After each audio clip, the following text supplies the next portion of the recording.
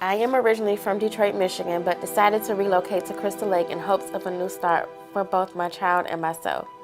After moving to Crystal Lake, I began working, then decided to go to school. I graduated from school to become a medical assistant, and the location where I did my externship hired me on as an employee. Throughout the entire time working and attending school, my child had been attending a local daycare with financial assistance from the state of Illinois' Child Care Assistance Program. Once I completed school and was hired on, I was informed that the assistance would stop, actually come to a halt that same week.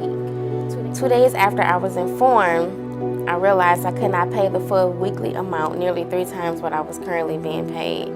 I just started my brand new job a week and a half prior. The daycare my child was attending told me there was nothing they could do to work with me. I was preparing to have to quit my job. With a heavy heart, I drove to the Sage YMCA. I learned that the Sage YMCA had preschool programs through my sister-in-law, who is actually from Crystal Lake. Hi, I'm Robin Ostrom, the Senior Executive Director. This is my why. I'm Miss Barbie. I'm the Early Learning Site Manager. This is my why. Hi, I'm Brandon Kuhn and I'm the Billing Coordinator, and this is my why. As I was assisting another Sage YMCA member up at our front desk, the family approached the desk inquiring about immediate child care.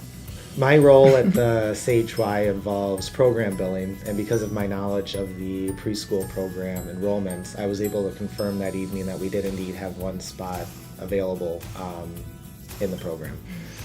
The family had some specific questions regarding the day-to-day activities of the program and asked if there was a possibility to see the classrooms. I then walked them back into the early learning wing and introduced them to Miss Barbie. When Brandon brought the family back, he mentioned that they had some specific questions in regards to our full-day preschool program. As the early learning site manager, I have a multitude of responsibilities. One of my favorite things to do is to meet with new families and showcase what a terrific facility and all of the various programs we have here at the Y. Brandon and I brought the family back to one of our preschool classrooms. We shared with them some of the specific details in regards to what our preschool program encompasses, and they had some questions in regards to what their specific needs were as well. As we were talking about our preschool program and the family was expressing what their specific needs were, the family noticed that their car was being hooked up to a tow truck in our Sage parking lot. They immediately ran outside, and I followed closely behind.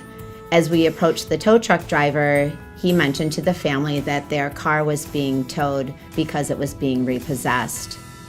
At this point, the family was visibly shaken and I imagine embarrassed as well. I assured the family that we would do everything possible to gather their belongings. In the meantime, Brandon had run back into the building to gain additional support from our Sage leadership team. I recognized that there was an urgency in gaining additional support from our team members here at the Sage Y. I was able to gain support from our early learning team, our membership team, as well as our leadership team. Several team members went and grabbed some bags that we had at the front desk and met Barbie back out in the parking lot, who had also gathered some additional bags to help put all of the family's belongings in. At this point, Alex was brought inside to one of our membership supervisors to help shield from all of the commotion in the parking lot. I met up with Robin, our executive director, who had entered the early learning wing to ask if everything was okay. I stated no and quickly filled her in on what was going on in the parking lot.